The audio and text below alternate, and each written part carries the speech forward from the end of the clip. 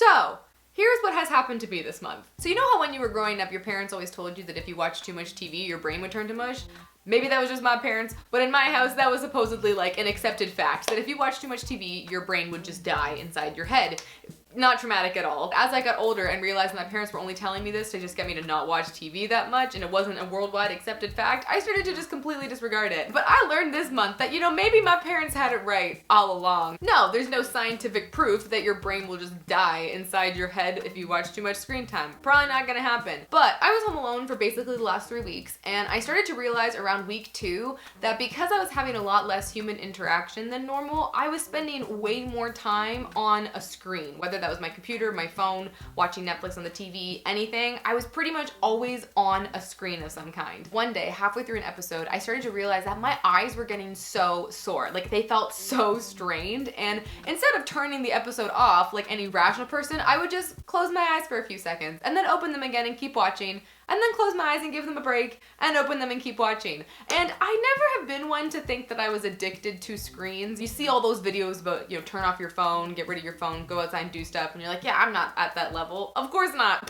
But ladies and gentlemen, I realized in that moment that I was in denial. See, this one thought in my head was telling me, Katie, the reason your eyes hurt so much is because you have binged watched 4 seasons of Survivor in less than a week. Maybe you should stop. And so I just had to take a moment and look at myself in front of a mirror and tell myself, Katie, you have a problem. See, when my husband's home, we have a really good routine, and if I'm gonna watch a TV show, it'll be during the day when he's at work, and then when he comes home, I'm pretty intentional about trying to shut the screens off and spend time with him. But I think because I'm so used to having a pretty good routine, I don't actively think about this all the time, so I was trying so hard to distract myself from him being gone, I didn't realize how unhealthy I was being with my screen time until that moment where I had to stop physically looking at the computer screen because my eyes hurt so much. But as I was thinking about all this, it just reminded me how much I love all these non-screen related activities that I have in my life, but I don't spend enough time on. And so I kind of want to challenge myself for the next week to get back into a lot of the more tangible hobbies I have in my life where I actually can physically hold something or do something instead of just watching the screen. For instance, knitting. I love knitting. Oh my goodness. It might make me sound like a 21-year-old grandma, but I love knitting so much. It's so fun. This is a little baby sweater I made for my friend who's expecting next month, and it's just so fun creating something you can hold in your hand. And just a happy little editing Katie update for you, because I've been knitting so much more since filming this video, and I made this cute little Christmas blanket in honor of the season, and it just feels so good to be creative again. I also want to read more books, like actual physical books where you have the book and you open the book and you read the words in the book and flip the page instead of just like clicking a button on a Kindle, because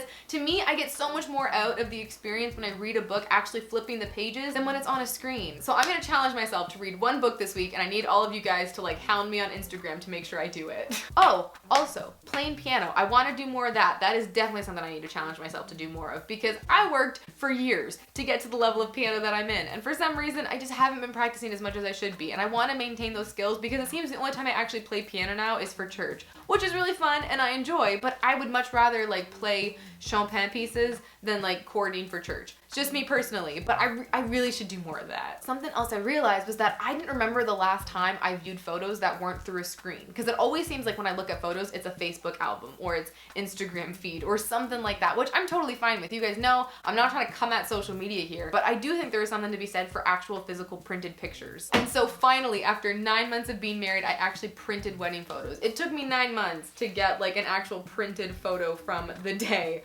Why am I so behind on this? There's just something about actually holding a photo in your hand and being able to see it that just helps you remember the moment so much better. Like this moment where I was hugging my sister after her speech at my wedding, which was such a nice moment. But maybe you're sitting there and you're thinking, hey Katie, where did you get this beautiful, wonderful photo memory book from?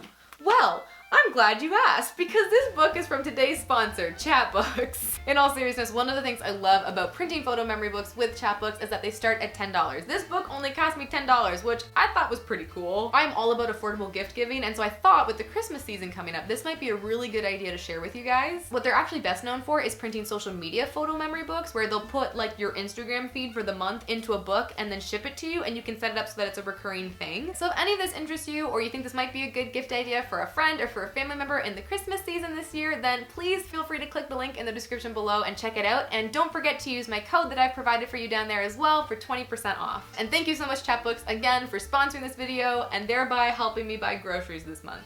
I appreciate you. But anyways, moving on. I don't want to make it sound like I'm coming out against technology or against social media. I'm very grateful for social media and technology because they give me a job. I can't not be grateful. But just because something isn't inherently bad does not mean that it should not be treated with respect and with balance. Balance has really become my new favorite word recently. What I'm really aiming for, I guess, in my own life is that while I enjoy TV, I enjoy watching shows, I don't want that to be my only pastime. I don't want that to just always be my go-to if I'm bored as I go turn on the TV. Because what I really started to notice while I was home alone for the 3 weeks was that silence was almost becoming scary to me. I couldn't have empty silence space in the house. I always had to have music playing. If I was in the shower, I had to have music playing outside of the shower. If I was doing the dishes, I'd have to bring my computer down to the kitchen and put the TV show on the counter next to me so I could still watch my show while doing the dishes. I couldn't just exist. I always had to have some form of stimulation going on to like help me get through the task at hand. And I know that's basically called an addiction and it's bad, and I'm trying very hard to make this not take over my life. I was chatting with my sister about this actually, and she said something very wise, which was that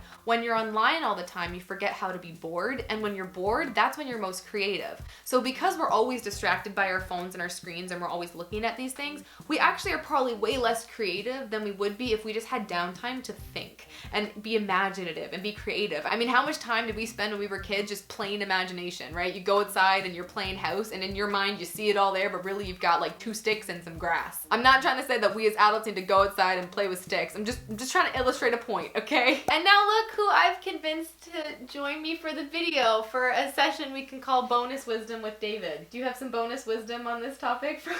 What are we talking about again? Screens are a double-edged sword. They're good and bad. They're great for recharging your batteries. They're great for temporary distraction. Temporary. When everything is very... Not like me where you binge watch 4 seasons in a week. No. Temporary distraction to increase production is really, really good. There's actually tons of studies that show that if you are only able to do one thing for 30 to 45 minutes effectively, and then you need to take a break of 5 to 15 minutes away from that, and it has to be completely different. So if you're doing work on your computer, you need to go for a walk, read a book, something that doesn't involve a screen to recharge. So they're great, but they're also really bad sometimes because people like to retreat from their own life problems into screens, whether that be social media, Netflix. I have family members who retreat away from their problems and they will throw themselves and watch Netflix for hours and hours at a time.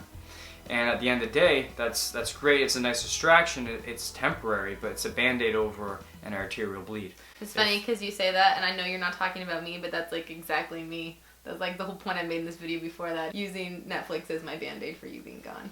Which is a good point, yeah. Every time I get on here, it's always a trap. It's not a trap! Do you remember when we were kids and like the only screen we had was like Tamagotchis? Did you have a Tamagotchi? No. You didn't have a Tamagotchi? Making this video is making me so nostalgic for when I was like a kid and my entire life just revolved around being outside and being in my imagination. Wasn't that the best part of life? Like, you went and caught frogs all the time. I was never inside. If we lived around the woods, oh yeah, I'd do You stuff. would never be inside. I'd just fart around out in the woods all the time. It'd be great. My overall take on screens in general is that you can easily lose yourself and retreat into yourself, into this fictitious world where everything is always exciting and always extremes. There's no gray areas. It's all black and white. Like, either it's amazing or it's terrible. Right. And there's no in between. And it never stops. Sounds like Twitter. The problem that I have with that is that if you don't have a respect for the power that it holds over your life, then you can easily be sucked in, and then you will always be retreated, and you will always be attempting to be somewhere other than present in your own life. And then your life's going to slip by, and you're going to realize at the end of the day, whether that's today or 10 years from now, that you retreated and that you put off standing up in your own life. Knowing is half the battle.